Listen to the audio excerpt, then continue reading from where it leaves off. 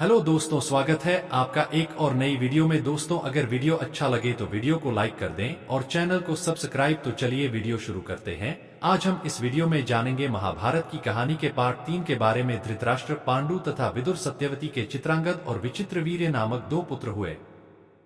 शांतनु का स्वर्गवास चित्रांगद और विचित्रवीर्य के बाल्यकाल में ही हो गया था, इसलिए उनका पालन पोषण भीष्म ने किया। भीष्म ने चित्रांगद के बड़े होने पर उन्हें राजगद्दी पर बिठा दिया, लेकिन कुछ ही काल में गंधर्वों से युद्ध करते हुए चित्रांगद मारा गया। इस पर भीष्म ने उनके अनुज विचित्रवीर्य को राज्य सौंप दिया।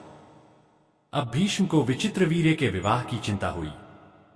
उन्हीं दिनों काशीराज की 3 कन्याओं अंबा, अंबिका और अंबालिका का स्वयंवर होने वाला था।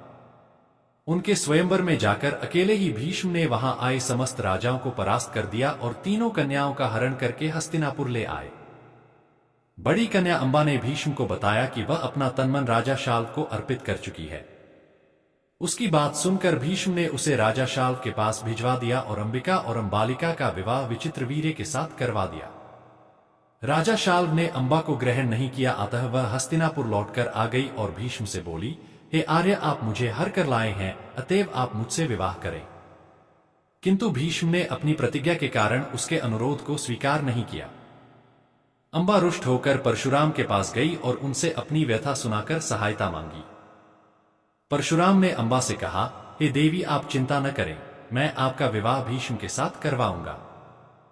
परशुराम ने भीष्म को बुलावा भेजा, किंतु भीष्म उनके पास नहीं गए। इस पर क्रोधित होकर परशुराम भीष्म के पास पहुंचे और दोनों वीरों में भयानक युद्ध छिड़ गया। दोनों ही अभूतपूर्व योद्धा थे, इसलिए हार जीत का फैसला नहीं हो सका। आखिर देवताओं ने हस्तक्षेप करके इस युद्ध को बंद करवा दिया। अंबा निराश होकर वन में तपस्या करने चली गई। विचित्रवीर्य अपनी दोनों रानियों के साथ भोग विलास में रत हो गए, किंतु दोनों ही रानियों से उनकी कोई संतान नहीं हुई और वे क्षय रोग से पीड़ित होकर मृत्यु को प्राप्त हो गए। अब कुल नाश होने के भय से माता सत्यवती ने एक दिन भीष्म से कहा, पुत्र, इस वंश को नष्ट होने से बचाने के लिए मेरी आज्ञा है कि तुम इन दोनों रानियों से पुत्र उत्पन्न करो। माता की बात सुनकर भीष्म ने कहा, माता, मैं अपनी प्रतिज्ञा किसी भी स्थिति में भंग नहीं कर सकता। यह सुनकर माता सत्यवती को अत्यंत दुख हुआ। अचानक उन्हें अपने पुत्र वेदव्यास का स्मरण हो आया। स्मरण करते ही वेदव्यास वहां उपस्थित हो गए। सत्यवती उन्हें देखकर बोली, हे पुत्र, तुम्हारे सभी भाई निःसंतान ही स्वर्गवासी हो गए। अतः मेरे वंश को नाश होने से बचाने के लिए मैं तुम्हें आज्ञा देती हूं कि तुम उनकी पत्नियों से संतान उत्पन्न करो।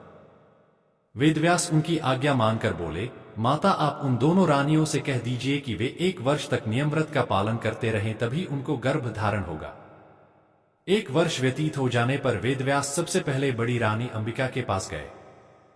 अंबिका ने उनके तेज से डरकर अपने नेत्र बंद कर लिए। वेदव्यास लौटकर माता से बोले, माता, अंबिका का बड़ा तेजस्वी पुत्र होगा, किंतु नेत्र बंद करने के दोष के कारण वह अंधा होगा। सत्यवती को यह सुनकर अत्यंत दुख हुआ और उन्होंने वेदव्यास को छोटी रानी अंबालिका के पास भेजा। अंबालिका वेदव्यास को देखकर भय से पीली पड़ गई।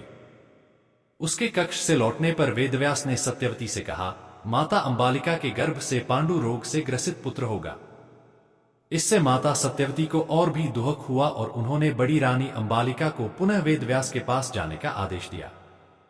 इस बार बड़ी रानी ने स्वयं न जाकर अपनी दासी को वेदव्यास के पास भेज दिया। दासी ने आनंदपूर्वक वेदव्यास से भोग कराया। इस बार वेदव्यास ने माता सत्यवती के पास आकर कहा, माते, इस दासी के गर्भ से वेदांत में पारंगत अत्यंत नीतिवान पुत्र उत्पन्न होगा। इतना कहकर वेदव्यास तपस्या करने चले गए।